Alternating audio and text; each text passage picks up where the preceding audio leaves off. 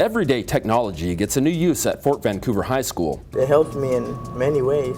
How iPods are improving math performance, plus a school volunteer makes a simple but meaningful donation to his local elementary. And the holiday season was a bit brighter for some Vancouver families, thanks to the Hazeldale Lions Club. They routinely tell us if we didn't do this project, they wouldn't have Christmas in their house. We go inside Santa's shop.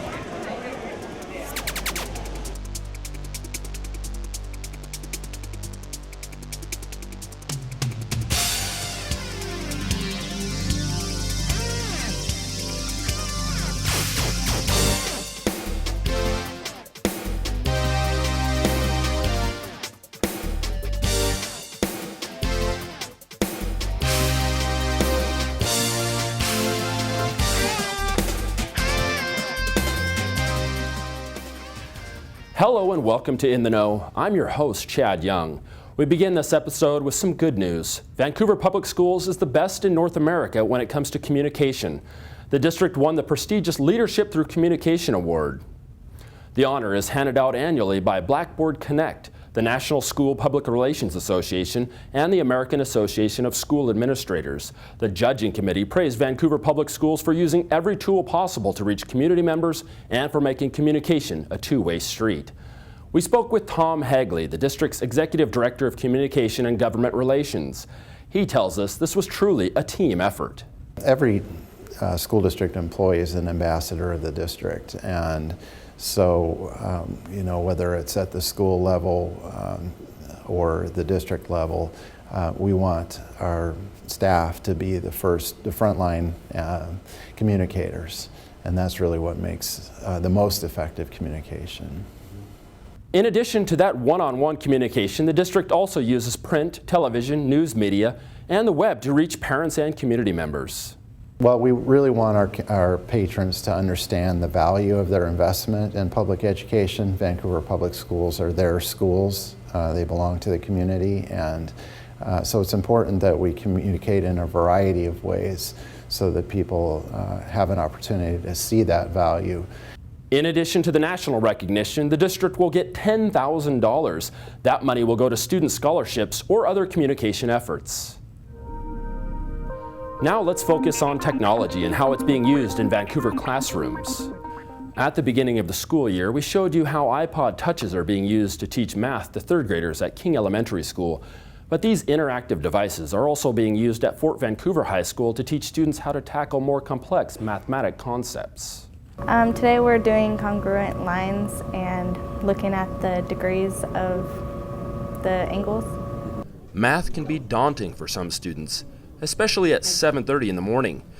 But in Rainey Berry's math lab, students are taking charge of their own learning. They love the iTouch days. On their iTouches, students watch videos that guide them through math problems instead of hearing a lecture.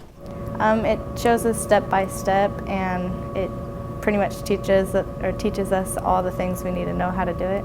So students who get it the first time can just get done and be done, but the students who are having problems and typically might not want to raise their hand because they're embarrassed can just go back and watch the video again. I can replay it over and over and over again until I get it, and when the teacher explains it to us, she just explains it probably like once or twice, and we don't really get it sometimes, so I think the iPod is really good for us. A class full of self-directed students also gives Miss Berry the time to give individual help to those who need it. But sometimes, she's the one who needs a hand. So when I first started taking the MacBook to the charging cart and trying to sync the iTouches, I could usually get about half of them to sync up, but I couldn't get all of them. And the students were able to come to my aid and say, oh, here's what you forgot to do. And so it was very empowering to them to realize that there were things that they would be able to teach me this year. That kind of natural interest in technology has other benefits for students. It makes me want to be in class more, and it helps me just stay in my seat and just listen or do what it has to be done. Well, it's fun and it teaches us while we're having fun.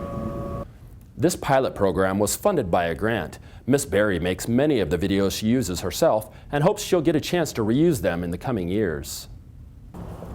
A volunteer goes above and beyond to help his neighborhood school. Wayne McLean helps out at Lincoln Elementary and noticed that the school's flags were tattered. He had recently been given brand new flags by his son-in-law, who's a veteran. That inspired Mr. McLean to do the same for Lincoln. Now, parents and students at Lincoln have found out about his donation and are letting him know that they appreciate it. It kind of took me up. Very emotional. I've led my life quietly and behind the scenes of everything I do, and to get recognition is just kind of gives you goosebumps. He didn't want the attention. No, I don't think he was doing it for any other reason other than, he's patriotic and he cares about our school, and he thought it would be a really nice thing to do. Mr. McLean tells us that volunteering at Lincoln has been a rewarding way to spend his retirement. Most of us have fond memories of playing with Legos as a child, or have children who play with them now. But as Nick Vole discovered, Legos aren't just for playtime at Salmon Creek Elementary. 3, 2, 1. It's serious business for teams from several local schools as they compete for Lego supremacy. This Lego Robotics qualifying tournament at Salmon Creek Elementary decided who moved on to the regional championship in Hillsborough. 3 of these facing north. To win, the teams must build robots out of Legos and then command them to complete a series of tasks. Very rarely do you have a team that can do all of them. And this year the challenge was pretty tough, so it'll be interesting. That's what's fun, is to go and see this and see, oh my gosh, what did those kids come up with in terms of, some of these things are hard to do. Our robot kept getting stuck, so we're trying to fix that, and we're trying to get another mission successfully done. A simple programming mistake can spell disaster. So even though they're just toys, it's not kids' stuff.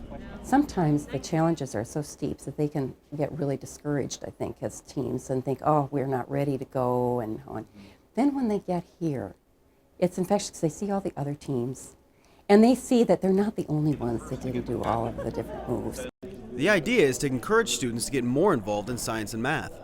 Well, I've never done something like this. I used to play with Legos, but not like build stuff like that interesting. It's really fun to learn how to do this stuff. But science and math isn't all these teams are learning.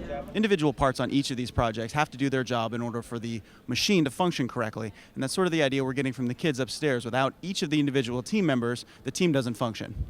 So far I've learned that teamwork is a really important thing in life.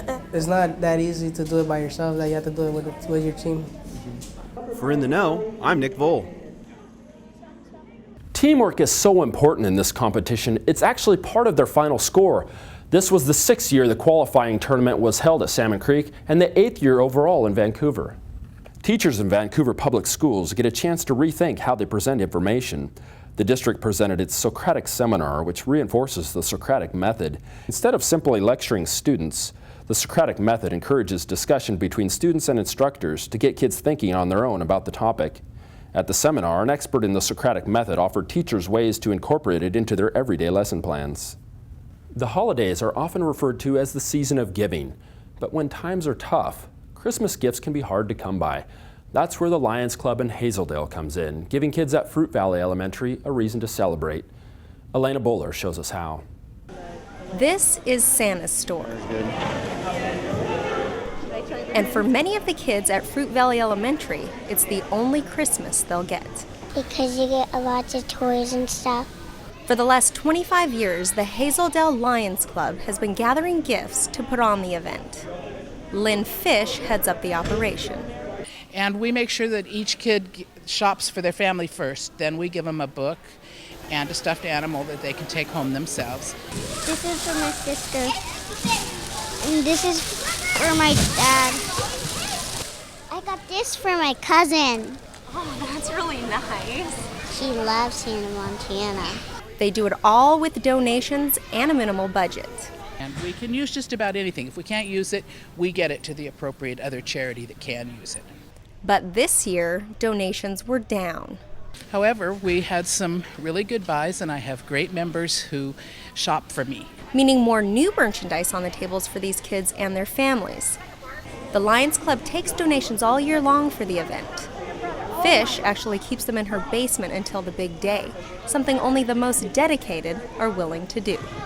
And I just think it's something that they need. And there's so many kids that wouldn't have a nice Christmas if they didn't have the opportunity to do this. And the kids love shopping for their family. They're so excited, you know. Perhaps the best gift these kids are getting today isn't a stuffed animal or a new toy, but being able to have a normal Christmas. For In the Know, I'm Elena Bowler. If you want to help out next year, you can donate items or money by contacting the Hazeldale Lions Club. A McLaughlin Middle School student turns his grades around, and he wants the world to know how it happened.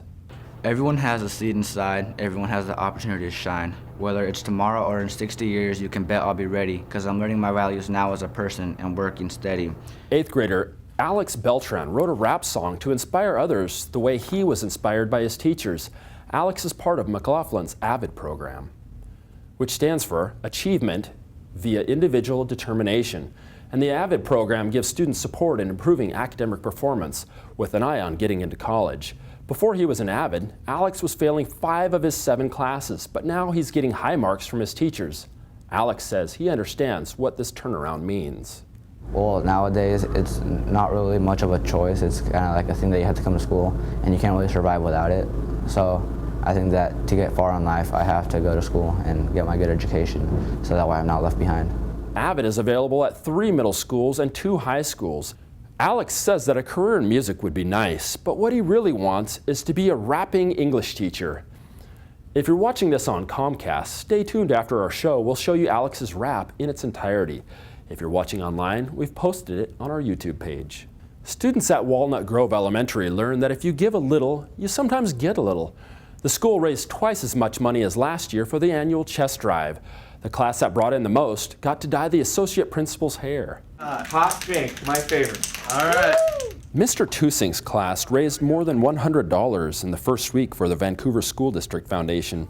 As a school, Walnut Grove pulled together $1,600. While the foundation gets money to help families, the students get something as well. Through the chess drive, they have so many opportunities to show leadership, being responsible with not only money, but being around the building on their own. Travis Bond, the associate principal who got the new do, says it was well worth it. This is the first time for me, so I was kind of excited, and it was neat to see their enthusiasm for giving, and then also the reward for dyeing the principal's hair. So. The students in Mr. Tusing's class got to pick the color, and Mr. Bond kept the dye in his hair all day long. For at least 2 decades, Vancouver Public Schools has used video and television to tell its story to the public. The video in our archives serves as a time capsule, and looking back, it's amazing to see how the district has evolved over time. With that in mind, we've started a new program called Video Vault, where we showcase small parts of the district's history. You might be surprised at how far we've come. If you're watching this on Comcast, our first episode airs right after this show. If you're watching online, we've posted some clips on our YouTube page. That's youtube.com/VanSDTV. Well, that's it for us. Thanks for joining us today. I'm Chad Young.